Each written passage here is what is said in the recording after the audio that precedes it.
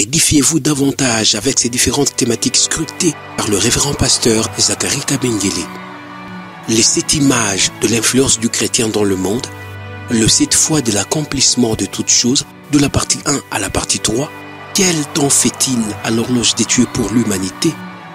Délivré de l'esclavage pour servir l'Éternel, de la partie 1 à la partie 7. La résurrection du Seigneur Jésus-Christ. Les événements eschatologiques, de la partie 1 à la partie 10. Ce qui entre en toi détermine ce qui est en toi. La double portion, de la partie 1 à la partie 5. Retrouvez-nous également sur toutes les plateformes de réseaux sociaux. Zacharie Kabengele, nouvelle cité de David. YouTube, Zacharie Kabengele à Bible ouverte. Vivre encore aujourd'hui. Merci du fond du cœur pour l'amour que tu nous renouvelles. Merci du fond du cœur pour la grâce que tu nous fais de vivre aujourd'hui encore et de continuer à te servir. Et maintenant, le sacrifice spirituel que nous nous apprêtons à t'offrir, c'est l'écoute de ta parole. De le Saint-Esprit, Esaïe a dit, chaque matin l'Éternel, il éveille mon oreille. Il éveille mon oreille pour que je puisse écouter sa parole. Et l'écouter, non pas comme tout le monde doit l'écouter, non. Écouter sa parole comme doivent écouter les disciples. C'est donc en tant que disciple du grand maître, le Seigneur Jésus, que ce matin encore à tes pieds, Dieu le Saint-Esprit, nous voulons écouter ta parole. Alors, renouvelle-nous cette grâce, l'onction d'écouter la parole, l'onction de la saisir et la capacité de la comprendre.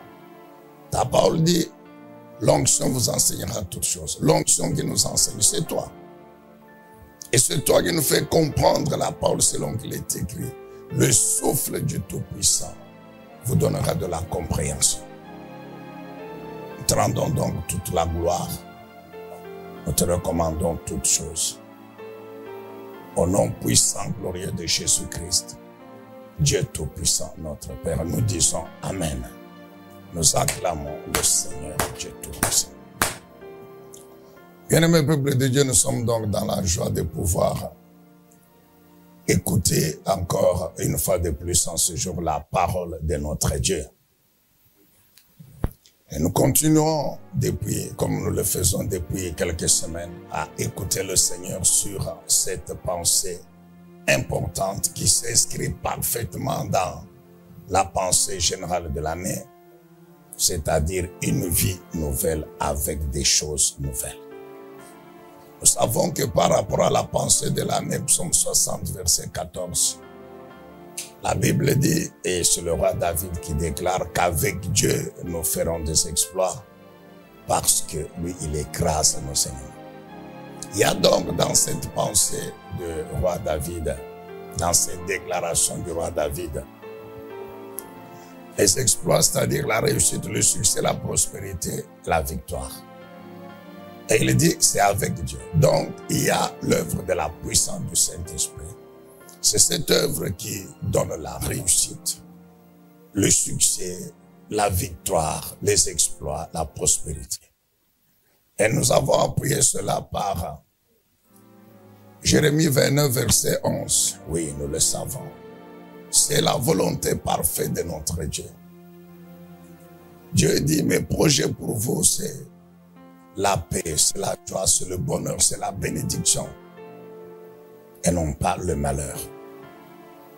Mes projets, mes plans pour vous, c'est vous donner un avenir plein d'espérance.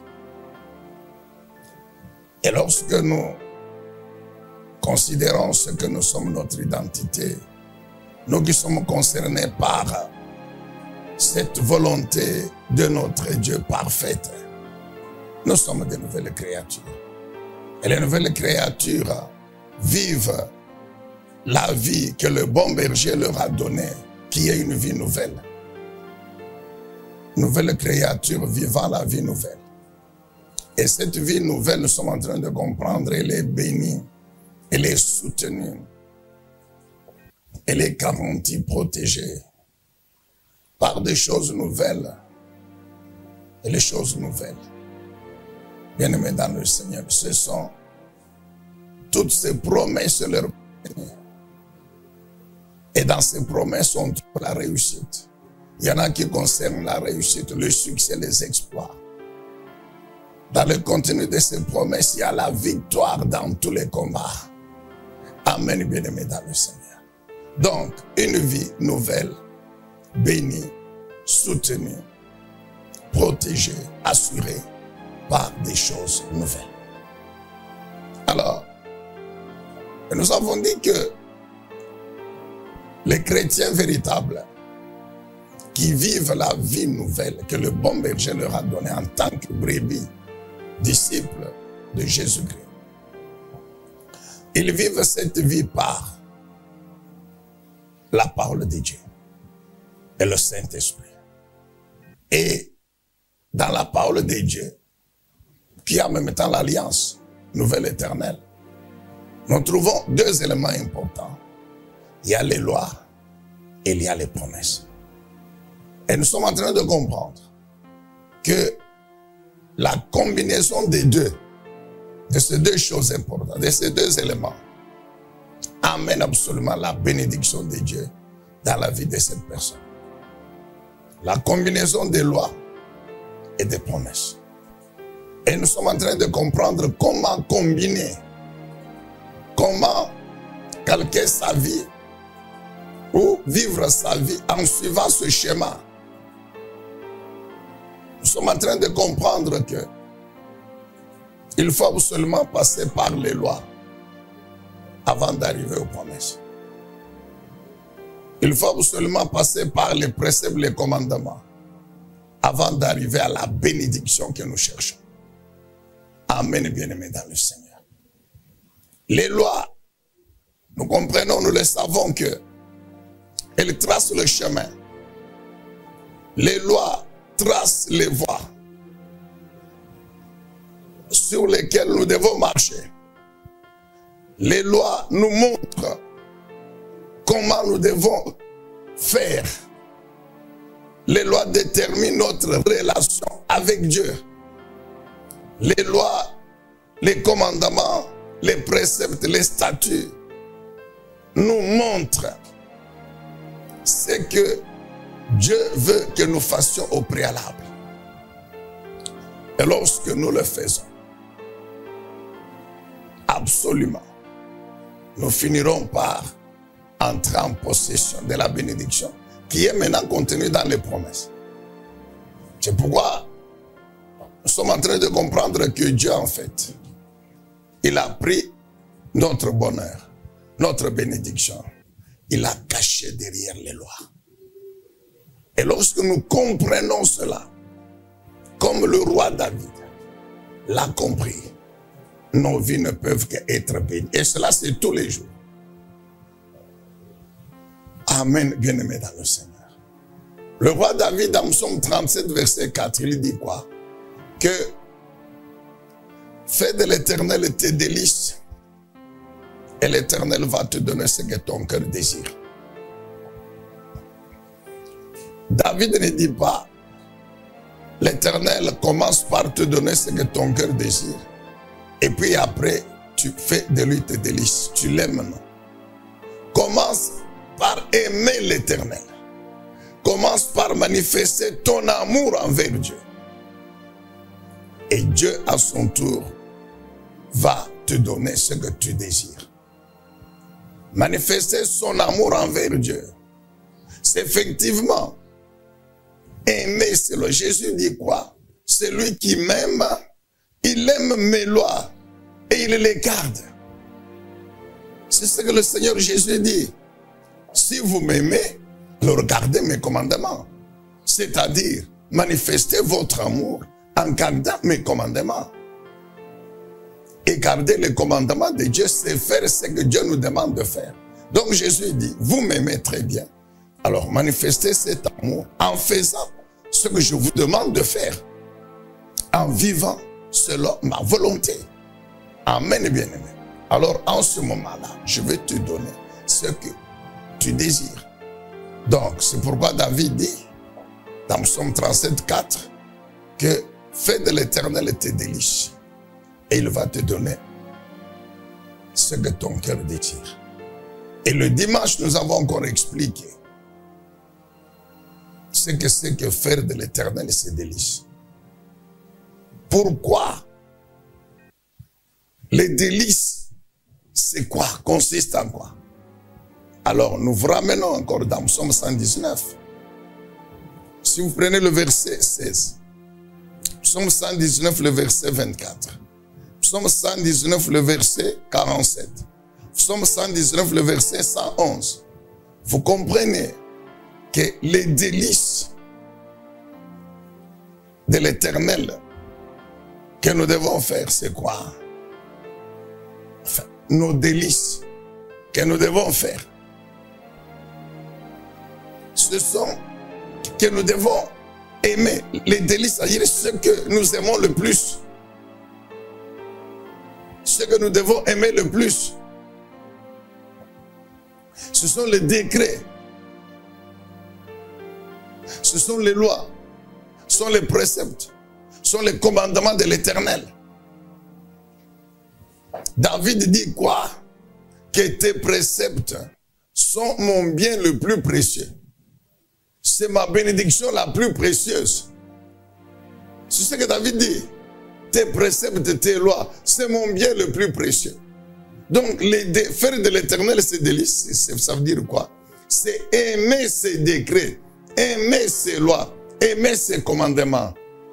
Pourquoi?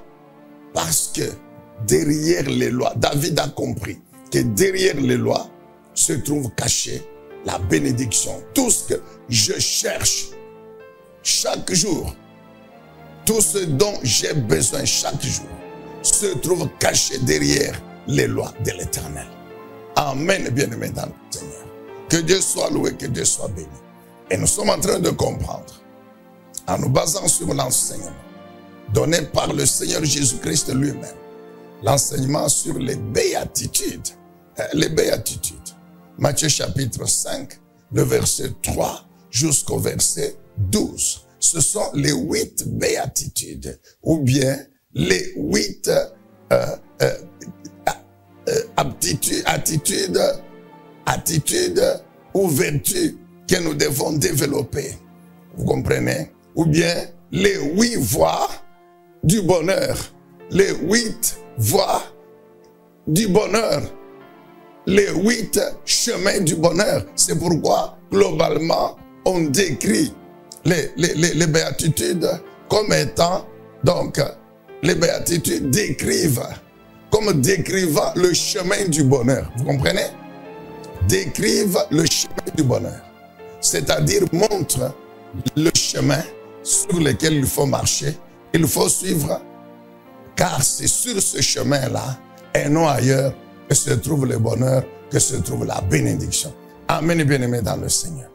Alors, dimanche passé, nous sommes revenus encore sur la deuxième béatitude. Nous savons que la première, c'est les pauvres en esprit. La deuxième, ce sont ceux qui sont affligés, qui pleurent, tristes à cause de leurs péchés et qui se repentent. La troisième, c'est ceux qui exercent, qui développent la douceur. La quatrième béatitude, c'est ceux qui sont assoiffés et affamés de la justice. Et c'est sur ça que nous sommes beaucoup attardés dimanche. Maintenant, nous continuons aujourd'hui avec la béatitude suivante. C'est Matthieu chapitre 5, le verset 7. Nous vous demandons donc d'ouvrir vos Bibles. Nous sommes dans Matthieu chapitre 5, le verset 7. Matthieu 5, verset 7. Voici ce que déclare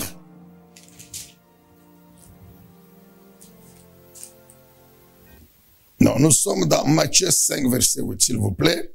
Matthieu chapitre 5, le verset 8. Nous reviendrons sur le verset 7 concernant la miséricorde. Nous sommes dans Matthieu chapitre 5, le verset 8. Heureux ceux dont le cœur est pur, car ils verront Dieu. Amen. Donc, ici, ça doit être la 6e béatitude. Heureux ceux qui ont le cœur pur. Matthieu 5, verset 8, c'est la 6e béatitude. Heureux ceux qui ont le cœur pur, car ils verront Dieu. Heureux ceux qui ont le cœur pur, car ils verront Dieu. Alors, nous allons nous attarder aujourd'hui principalement sur la pureté du cœur. Qu'est-ce qui fait que le cœur de l'homme soit pur? Qu'est-ce qui suit le cœur de l'homme? Et qu'est-ce que l'homme doit faire pour éviter que son cœur soit rendu impur? Qu'est-ce que l'homme doit faire pour que son cœur reste toujours pur? Et puis après, nous verrons la bénédiction. La bénédiction, c'est voir Dieu. Amen, bien-aimés dans le Seigneur. Est-ce qu'on peut acclamer le Seigneur? Heureux ceux qui ont le cœur pur. Bien-aimés, le cœur signifie quoi? Le cœur, nous vous le rappelons, c'est l'homme intérieur, c'est-à-dire l'esprit de l'homme et l'âme qui lui est associée. L'homme intérieur qui est invisible, l'homme intérieur qui est immatériel. Amen. C'est l'esprit et l'âme qui lui est associé. Nous savons que l'homme est tripartite, c'est-à-dire composé de 3 parties. Vous avez l'esprit, vous avez l'âme et puis vous avez le corps. L'esprit a l'âme qui lui est associée, attachée. Et les deux, esprit et âme, qui représentent l'homme intérieur ou invisible, immatériel, se trouvent dans le corps qui est la partie matérielle, physique, visible du corps de l'homme. Amen, bien-aimé dans le Seigneur. Donc, le cœur ici, ce n'est pas le cœur comme organe du corps, non. C'est le cœur au sens spirituel, c'est-à-dire l'homme intérieur. L'esprit et l'âme qui lui est associé. Alors, le cœur pur signifie quoi, le cœur pur? Le cœur pur, c'est cet homme intérieur qui est saint et juste devant Dieu. La justice, la sainteté, c'est par rapport à l'Éternel notre Dieu, par rapport à Jésus-Christ. Donc, le cœur pur, c'est cet homme intérieur, l'esprit et l'âme, pur, juste et saint, par rapport, je dis bien, à Dieu. Il est juste et saint, par rapport à l'Éternel notre Dieu. C'est ça, l'homme intérieur pur. C'est l'homme intérieur sans péché. L'homme intérieur saint et juste, qui ne vit pas dans le péché, qui est sans péché. Parce qu'en fait, cet homme intérieur, c'est ça la nouvelle créature. Alléluia. C'est cet homme intérieur, principalement l'esprit, qui a été régénéré lors de la nouvelle naissance et qui a donc acquis la vie nouvelle, qui est donc devenu un homme, l'homme nouveau. Amen, bien-aimé dans le Seigneur. Alors, donc, ce cœur, cet homme intérieur, il est saint et juste. Bien-aimé, quelle est l'importance de l'esprit? L'importance du cœur ou de l'homme intérieur. L'homme intérieur, l'esprit principalement, représente une des composantes importantes de l'homme. L'esprit de l'homme est une composante extrêmement importante dans l'homme. Si nous lisons Job chapitre 32, écoutez ce que la Bible déclare. Avant d'arriver à Job 32, Proverbe chapitre 4, verset 23. Proverbe 4. Commençons avec Proverbe. Proverbe chapitre 4, le le verset 23, nous connaissons très bien ce qu'il dit. Ce proverbe. Nous savons que le proverbe 4, verset 23 déclare: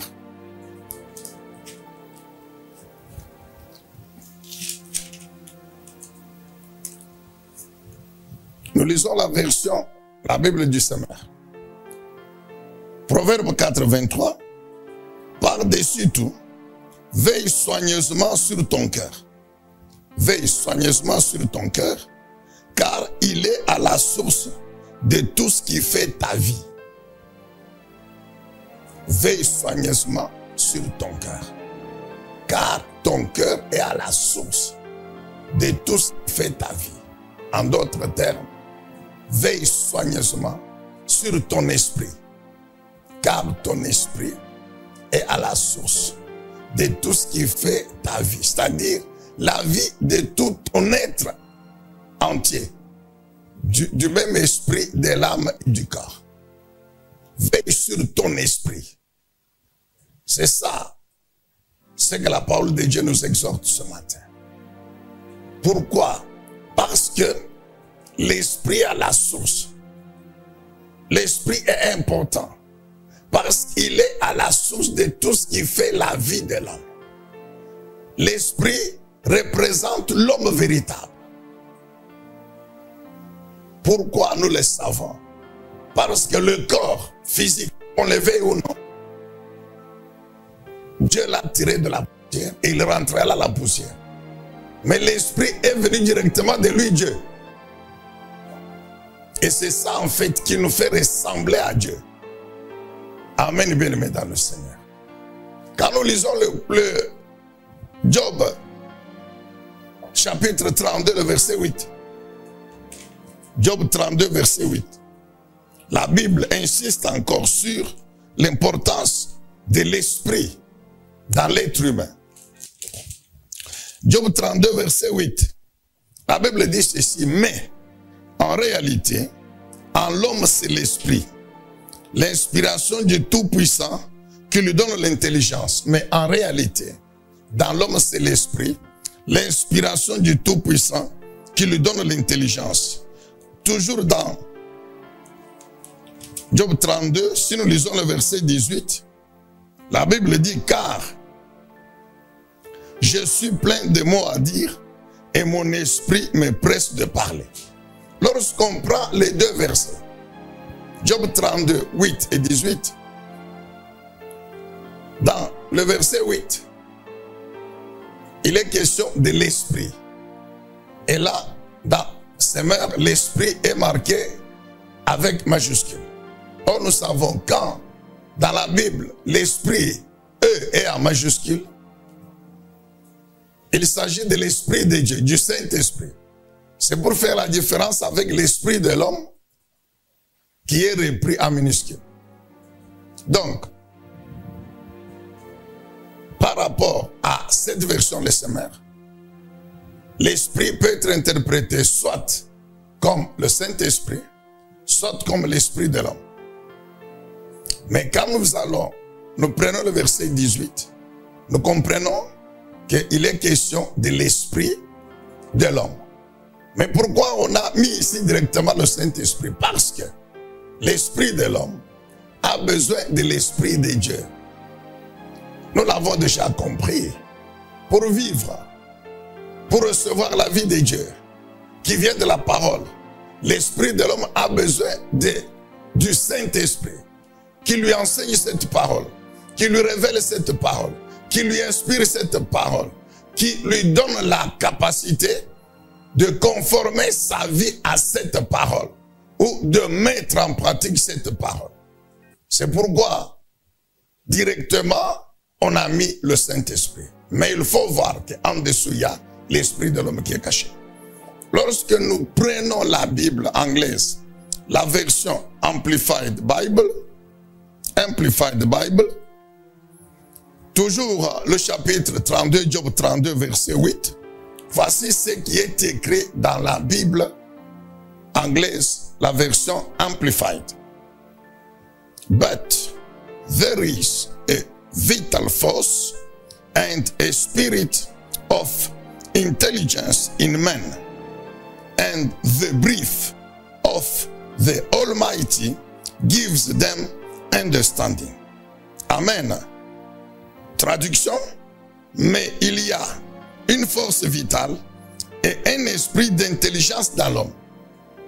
Une force vitale et un esprit d'intelligence dans l'homme, et le souffle, the breath, le souffle du Tout-Puissant, leur donne la compréhension. Donc nous comprenons ici qu'il s'agit effectivement de l'esprit de l'homme. Donc l'esprit de l'homme a une importance capitale dans l'être humain. C'est cet esprit qui reçoit du Saint-Esprit la force, l'intelligence et puis la compréhension. Compréhension de la parole de Dieu. Compréhension des choses de Dieu. Amen, bien-aimés dans le Seigneur. Donc, ces quelques passages, c'est pour montrer l'importance de l'esprit dans l'être humain. C'est pourquoi ici, Jésus dit, heureux ceux qui ont le cœur pur. Il ne dit pas heureux ceux qui ont le corps pur. Non, non. Il dit heureux tout homme dont le cœur est pur. Tout homme dont l'homme intérieur est pur. Principalement l'esprit est pur. Amen. Pourquoi? Parce que l'esprit joue un rôle important dans l'être humain. Est-ce qu'on peut dire amen, acclamer le Seigneur? On nous a toujours dit que l'esprit de l'homme, c'est ça, même l'homme véritable. Alors, quelle est la source de cette importance? Qu'est-ce qui fait l'importance de l'esprit? C'est vrai, l'esprit représente la composante importante dans l'être humain. Mais qu'est-ce qui fait que l'esprit, qu'est-ce qui fait, qui confère à l'esprit cette importance? Ce rôle primordial dans l'être humain. Bien aimé, ce qui confère à l'esprit de l'homme son rôle primordial, c'est la parole de Dieu et l'esprit de Dieu. Nous répétons que ce qui confère à l'homme ce rôle primordial, cette importance, c'est la parole de Dieu et le Saint-Esprit de Dieu. Donc, bref, c'est Dieu lui-même. Alléluia. Est-ce qu'on peut dire encore très bien amen? C'est la parole de Dieu. C'est la parole de Dieu qui purifie cet esprit. C'est la parole de Dieu qui communique à l'esprit la vie de Dieu. Lorsque l'esprit reçoit la parole de Dieu, l'esprit est purifié. Il est rendu saint juste. Comme là où il y a la parole de Dieu, il y a le Saint-Esprit de Dieu. Donc les deux vont purifier cet esprit, vont communiquer à cet esprit la vie de Dieu, vont communiquer à cet esprit la puissance spirituelle qu'ils incarnent. La puissance spirituelle de notre Dieu se trouve dans sa parole. C'est pourquoi la Bible dit Dieu a tout créé par la parole. La parole de Dieu, c'est Dieu lui-même. La Bible dit la parole au commencement était avec Dieu. Elle était Dieu. Dieu est en nous au moyen de sa parole et de son esprit.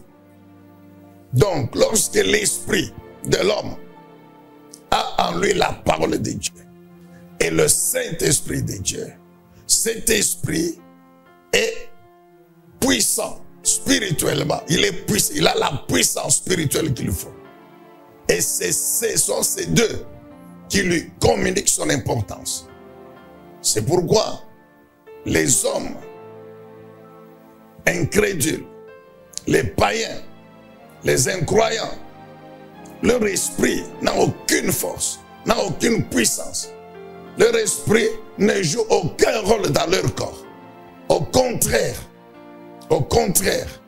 c'est leur âme et leur corps qui les dirigent et qui sont sous l'impulsion, l'influence de l'ennemi, du diable. Amen, bien-aimés dans le Seigneur.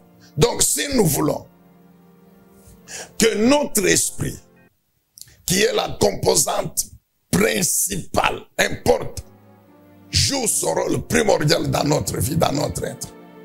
Nous devons tout faire pour que dans notre esprit, il y ait la parole de Dieu et il y ait le Saint-Esprit de Dieu. Les deux purifient cet esprit. Alors, lorsque nous prenons Jean chapitre 15, le verset 3. Jean 15, verset 3. Voici la déclaration du Seigneur Jésus-Christ.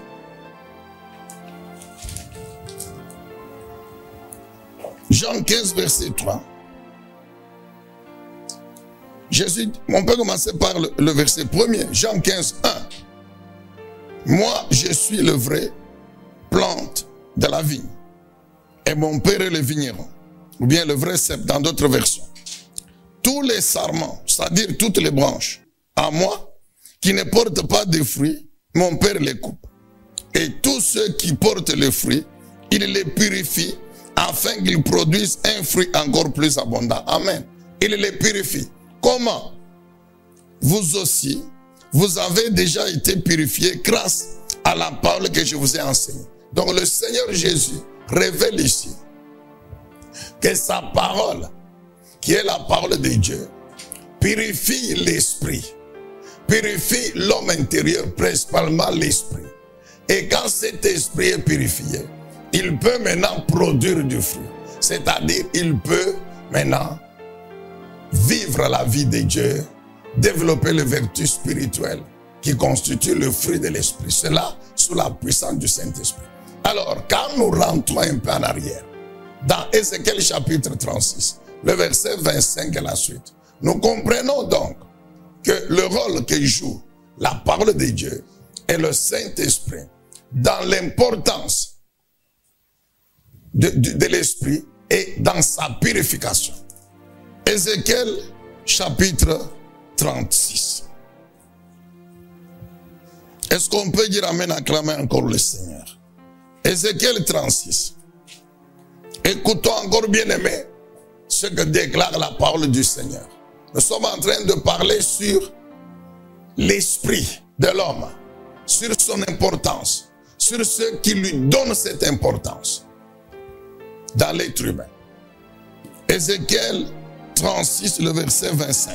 C'est Dieu qui parle. Qu'est-ce que dit l'Éternel? Je répandrai sur vous une eau pure, afin que vous deveniez purs. Je vous purifierai de toutes vos souillures et de toutes vos idoles. L'eau pure ici, c'est la parole. C'est la parole de Dieu.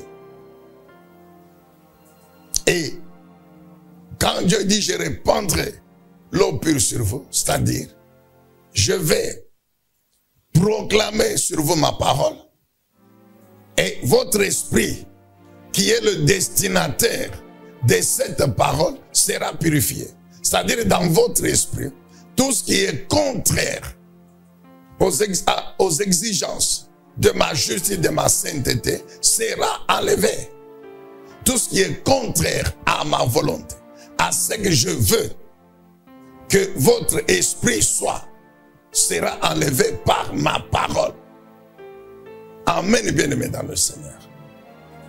Je vais vous asperger d'une eau pure. Je vais mettre ma parole dans votre esprit. Et ma parole va enlever toutes les souillures, tout ce qui est contraire à ma volonté. Dieu ajoute, je vous donnerai un cœur nouveau et je mettrai en vous un esprit nouveau. J'enlèverai de votre être ou de votre corps, selon certaines versions, le cœur de pierre et je vous donnerai un cœur de chair. Arrêtons-nous là d'abord. Dieu dit quoi? Je vais vous donner un cœur nouveau. Je mettrai en vous un cœur nouveau. Cœur ici, c'est l'esprit. Dieu dit, je vais enlever l'esprit qui est en vous. Mais pourquoi? Parce que Dieu a constaté que l'esprit qui est dans l'homme, qui était dans l'homme israélite ici, à qui Dieu s'adresse directement, et à nous aujourd'hui, c'est un esprit de pierre. C'est ça le cœur de pierre. Un esprit incrédule. Un esprit dur. Un esprit qui refuse de croire en Dieu. de croire en sa parole et donc d'obéir à cette parole et donc de se conformer à la volonté parfaite de Dieu exprimée dans cette parole. Amen, bien-aimés dans le Seigneur. Donc l'Éternel Dieu regarde Israël. Il voit que dans le cœur de tout homme, l'esprit est incrédule, l'esprit est dur. La parole vient et n'entre pas. L'esprit rejette la parole de Dieu. L'esprit refuse de croire en Dieu. L'esprit est orgueilleux. L'esprit refuse même l'existence de Dieu. Amen, bien-aimé. C'est ça le cœur de Pierre. Alors Dieu dit quoi? Je vais enlever cet esprit-là en vous. Je vais vous donner un nouvel esprit. Le nouvel esprit, c'est ça le cœur des chairs. Le nouvel esprit est imagé par le cœur des chairs. C'est-à-dire cet esprit humble. Cet esprit humble. Et ça rejoint la première béatitude. Heureux les pauvres en esprit. Donc cet esprit qui reconnaît son impuissance sur le plan spirituel, qui reconnaît qu'il est impuissant et qu'il a besoin de la puissance de Dieu pour pouvoir vivre et jouer le rôle qu'il doit jouer dans l'être humain. Amen, bien-aimé dans le Seigneur. Donc Dieu dit, j'enlève l'esprit ici de Pierre, le cœur de Pierre. Je vous donne un cœur nouveau, qui est le cœur de chair. Dieu ajoute, le verset 27, je mettrai maintenant en vous mon propre esprit, alléluia, mon propre esprit, et je ferai de vous des gens qui vivent selon mes lois. Amen. Je ferai de vous des gens qui vivent selon mes lois et qui obéissent à mes commandements pour les appliquer. Amen. Je ferai de vous. Je prends mon esprit. Voilà comment Dieu procède. Il enlève en nous le cœur de Pierre, l'esprit incrédule. Il nous donne un nouvel esprit, le cœur de chair. Il prend maintenant sa parole. Il met dans cet esprit le cœur de chair. Maintenant, il prend son esprit. Il met dans cet esprit cœur de chair. Alléluia. Amen. Écoute, nous allons reprendre pour que vous compreniez très bien. Ouvrez bien vos oreilles. Dieu dit ceci. Je commence par enlever dans votre corps l'esprit incrédule ou le cœur de Pierre. Un esprit nouveau ou le cœur de chair. Cet esprit nouveau, cœur de chair, je reçois maintenant ma parole. Je prends ma parole et je mets en lui. Ensuite, je prends mon esprit. Je mets dans cet esprit ici. Et mon esprit va maintenant rendre votre esprit capable de pouvoir observer ces lois. Parce que dans ma parole, il y a mes lois. Dans ma parole, il y a mes commandements, mes préceptes. Donc, mon esprit va maintenant vous faire comprendre ces lois, vous communiquer ces lois, vous les faire comprendre et vous donner la capacité pour les mettre en pratique. Alléluia.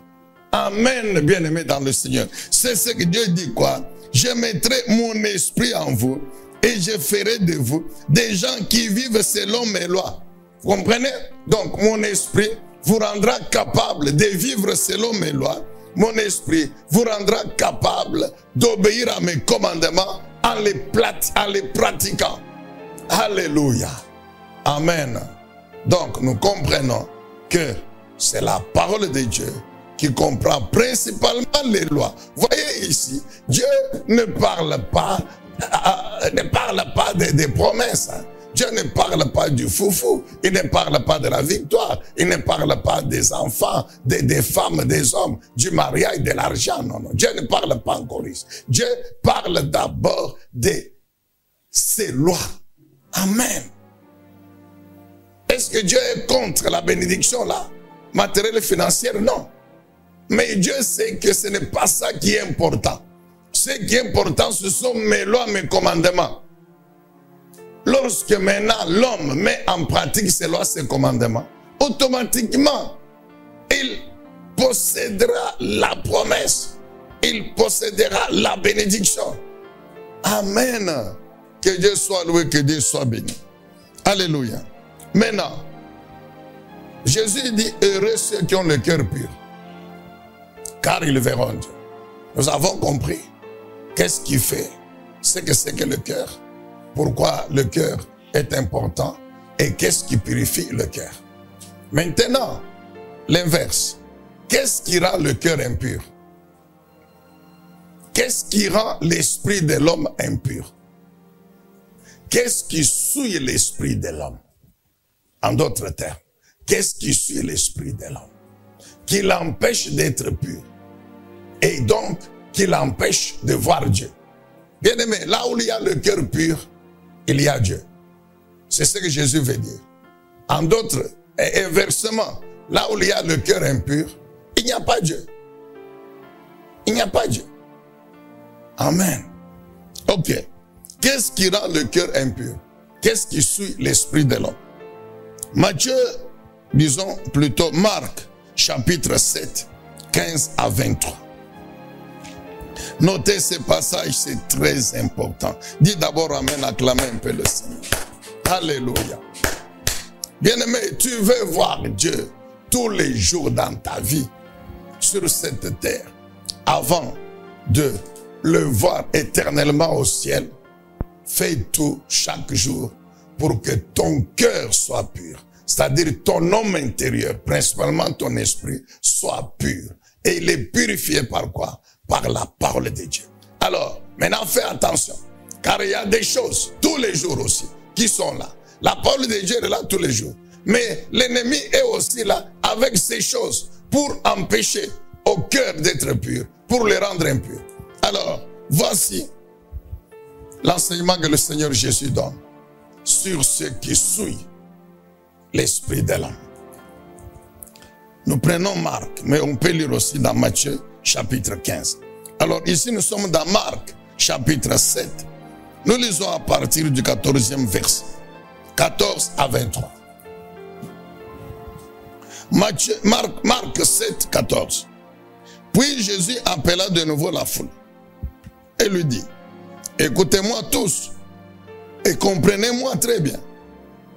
Rien de ce qui vient du dehors et qui pénètre dans l'homme ne peut le rendre impur, ne peut le souiller. C'est au contraire ce qui sort de l'homme qui le rend impur. Si quelqu'un a des oreilles pour entendre, qu'il entende. Lorsque Jésus, laissant la foule, fut rentré à la maison, ses disciples lui demandèrent de leur expliquer le sens de cette image. Il leur répondit, ainsi, vous non plus, vous ne comprenez pas. Ne saisissez-vous pas ce que je veux dire? De tout ce qui vient du dehors de l'homme et qui pénètre dans l'homme, rien ne peut le rendre impur. Tout cela, en effet, ne va pas dans son cœur, mais dans son ventre, et est évacué par les voies naturelles. Il déclarait par là même que tous les aliments sont purs. Verset 20, écoutez verset 20, et il ajouta, ce qui sort de l'homme, c'est cela qui le rend impur, car c'est du dedans, c'est-à-dire de l'intérieur, de l'homme intérieur, de l'esprit de l'homme. Ah, c'est du dedans, c'est du cœur de l'homme, de son esprit, que proviennent les pensées mauvaises, que proviennent l'immoralité, le vol, le meurtre, les adultères, l'envie, la méchanceté, la tromperie, le vice, la jalousie, le blasphème, l'orgueil et toutes sortes de comportements mauvais et insensés. Tout ce mal sort du dedans et rend l'homme impur. Amen. Tout ce mal, qui dit mal, dit péché. Bien-aimés, ces choses que le Seigneur Jésus donne dans cette liste, mais c'est ça les œuvres de la chair, c'est-à-dire le péché. Galates chapitre 5, 19 à 21, c'est ça les œuvres de la chair, le péché. Donc le Seigneur Jésus dit quoi? Que ce qui suit l'homme, qui rend l'homme impur, l'esprit de l'homme, c'est le péché qui est dans cet esprit. Ce sont ces œuvres de la chair. Le péché, l'immoralité sexuelle, les mauvaises pensées, les mauvais comportements, le mensonge, l'adultère, tout ça c'est dans l'homme intérieur. Bien-aimé dans le Seigneur,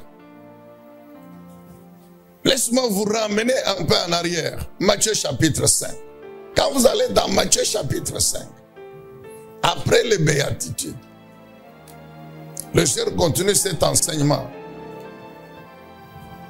contenu dans ce qu'on appelle le sermon sur la montagne, où il montre clairement que je ne suis pas venu pour abolir la loi. Nous savons que le Sanhédrin juif, composé des sacrificateurs, avec le souverain sacrificateur à la tête, les pharisiens, les scribes, les sadducéens, leur objectif était de chercher les motifs d'accusation de Jésus pour le tuer, pour le faire disparaître, parce qu'il les gênait. Et parmi ces motifs, ils prétendaient que Jésus était venu pour abolir la loi de Moïse. Parce que nous connaissons l'importance que le juif accordait à la loi, bien qu'il ne la pratiquait même pas. Donc il démontrait que Jésus, il était un blasphémateur. Pourquoi? Parce que il était venu pour abolir la loi de Moïse qui vient de Dieu. Maintenant le Seigneur Jésus leur dit non, je ne suis pas venu abolir la loi. Au contraire, je suis venu l'accomplir. Et je suis venu vous montrer comment accomplir la loi telle que le législateur qui est le Dieu Tout-Puissant l'attendait de vous. Bien-aimé, la loi c'est la parole de Dieu. Et la parole de Dieu c'est l'esprit. Et le premier destinataire de la parole de Dieu dans l'homme c'est son esprit. C'est son esprit. La parole de Dieu, elle est esprit. Et Dieu la destine à l'esprit de l'homme. Maintenant, quand l'esprit de l'homme reçoit cette parole, il va maintenant communiquer, instruire l'âme qui lui est associée et le corps. Pour que, et lui l'esprit, et l'âme, et le corps, vivent cette parole de Dieu. Que la vie de l'homme, de l'être humain tout entier, soit conforme à cette parole que l'esprit reçoit. Alléluia. Amen, bien-aimé. Donc quand Dieu a donné la loi de Dieu, c'est la parole qui est sortie de la bouche de Dieu. Dans cette loi, il y a les 10 commandements. La Bible que Dieu lui-même a écrit sur les tables de pierre. Donc Dieu ne veut pas écrire des faussetés. Dieu ne veut pas écrire le mensonge. Dieu ne veut pas... Donc, non, tout ce que Dieu a dit, c'est la vérité, c'est sa parole. Ces lois, c'est la parole de Dieu. Seulement les Juifs, les Israélites, n'ont pas voulu entendre ou comprendre la loi et la mettre en pratique dans l'esprit du législateur. C'est ainsi que Jésus, il les ramène à cet esprit du législateur, du Dieu Tout-Puissant, pour leur montrer que la loi, c'est la parole de Dieu, destinée à l'esprit. Et que maintenant, le péché commence dans l'esprit de l'homme. C'est l'esprit de l'homme qui reçoit la parole, qui doit la mettre en pratique. Lorsque l'esprit de l'homme réfute cette parole, il pêche contre Dieu. Donc le péché en réalité commence dans l'esprit. C'est pourquoi vous allez voir quand, toujours dans Matthieu 5, il dit, vous avez appris qu'il a été dit, tu ne tueras point. Mais moi je vous dis, si quelqu'un est son frère, nous savons que la haine commence dans le cœur, dans l'esprit.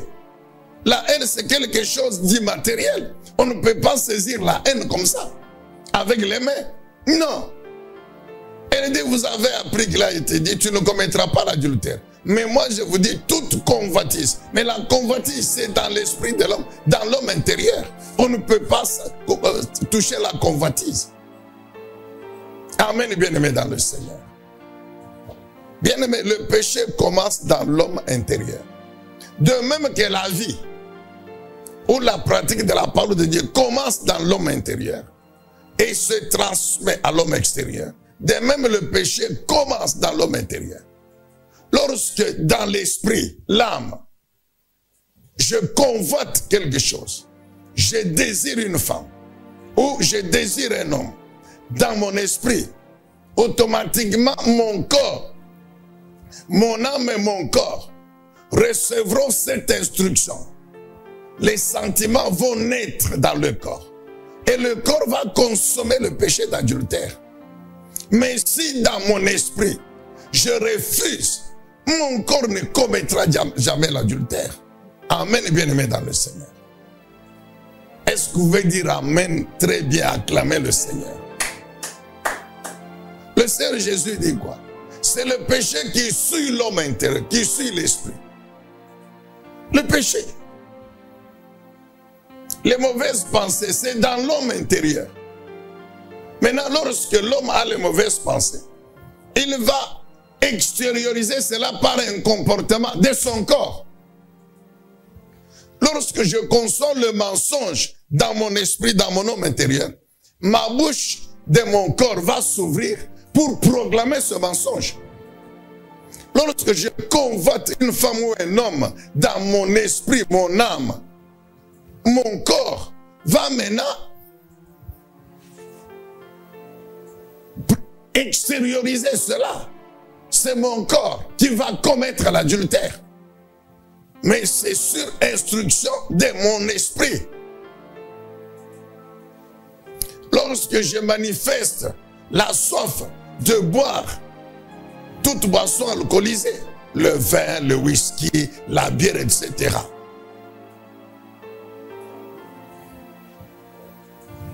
Cette soif dans mon esprit est transmise à mon corps. Maintenant, mon corps va tendre la main, prendre le verre, prendre la bouteille, amener à la bouche. La bouche va s'ouvrir et l'alcool va entrer à l'intérieur de mon corps. Mais tout commence par l'homme intérieur. Si dans mon esprit je refuse, je dis je ne boirai pas la bière, mon corps ne boira jamais la bière. Amen, bien-aimé dans le Seigneur. Donc, ce qui rend l'homme impur, c'est le péché. C'est le péché. Ce qui rend l'homme impur, c'est le péché. C'est le péché. Maintenant, une autre question se pose.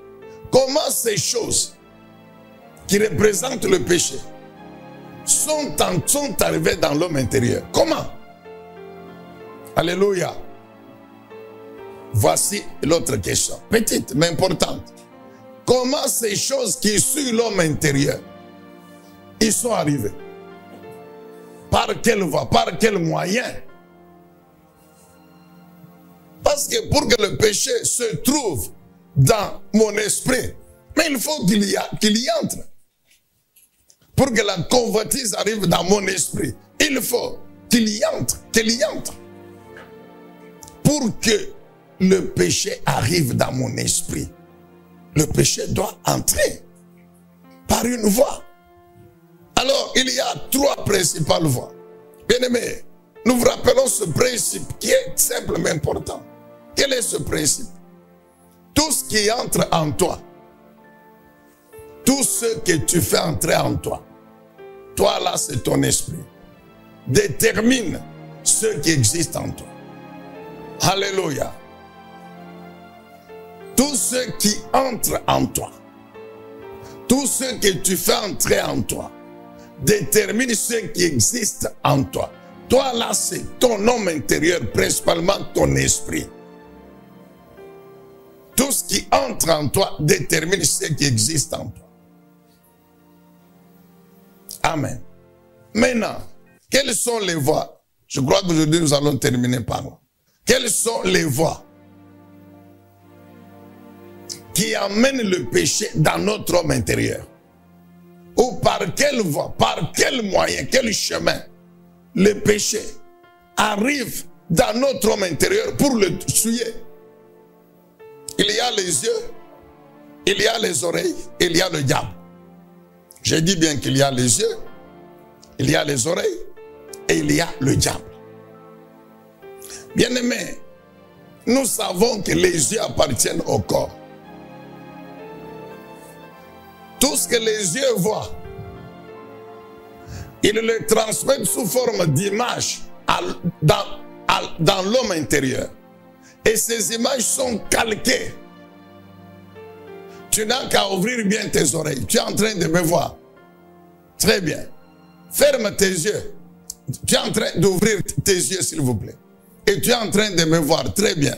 Ferme maintenant tes yeux là. Mais tu te rendras compte que bien que les yeux sont fermés, mais dans ton homme intérieur là, il y a ma photo, mon image que tu viens de voir avec les yeux. Amen, bien-aimé dans le Seigneur.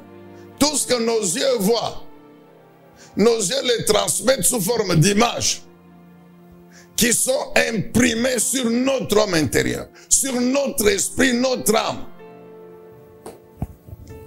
Amen, bien-aimé dans le Seigneur.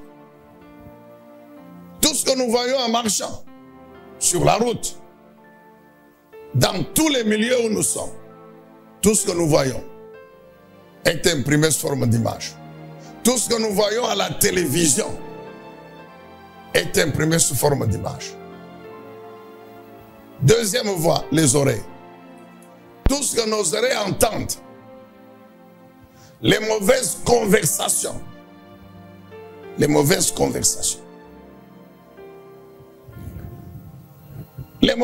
paroles, qui peuvent avoir plusieurs sources. Ces paroles-là arrivent, entrent par les oreilles de notre corps.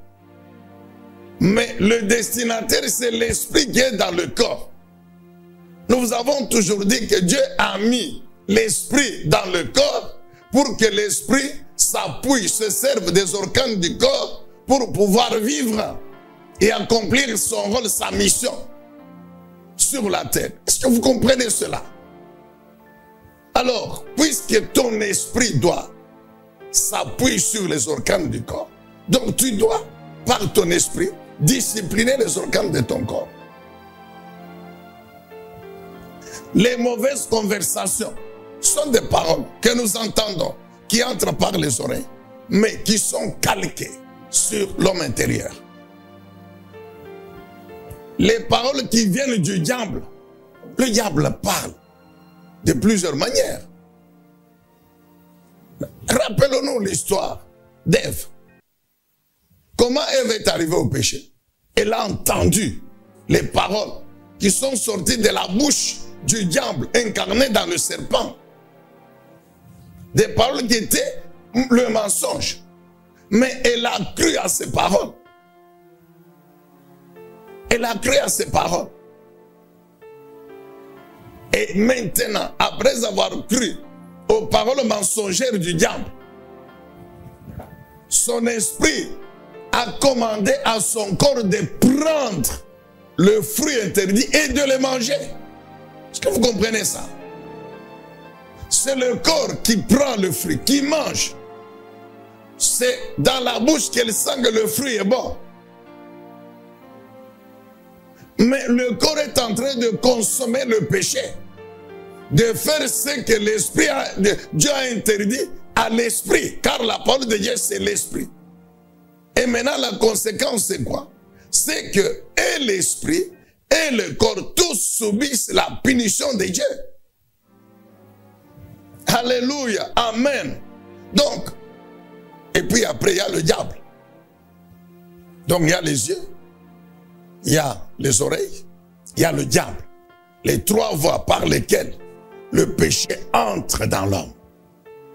Le diable inspire les pensées de l'homme d'une mauvaise manière. Le diable influence les émotions, les sentiments, les passions dans l'âme de l'homme. Je répète, le diable inspire les pensées de l'homme le diable influence les émotions, les sentiments, les passions dans l'âme de l'homme. Alléluia. Amen, bien-aimés dans le Seigneur. Vous n'avez qu'à relire Matthieu chapitre 16, le verset 23. Jésus est en train de parler, de révéler aux apôtres que il va finir un jour par être arrêté, il sera crucifié, il va mourir, mais il va ressusciter 3 jours après. Pierre se lève, il dit, cela ne t'arrivera pas. Et il y a dans l'évangile un passage qui dit, Pierre a tiré Jésus de côté. Il l'a repris à côté pour lui faire donc la remarque, dire, comment tu peux parler comme ça, que tu vas mourir. Tu ne dois pas mourir. Jésus l'a regardé et il a dit, arrière de moi Satan. Je crois que Pierre était troublé. Pierre croyait qu'il était en train de donner à Jésus un bon conseil. Mais Jésus le traite de Satan. Tout simplement pour dire à Pierre que ce que tu dis là, ça ne vient pas de toi. C'est le diable.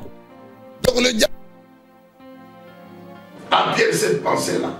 Et Pierre ouvre la bouche pour exprimer la pensée qui est mauvaise, qui n'est pas conforme à la volonté de Dieu pour Jésus.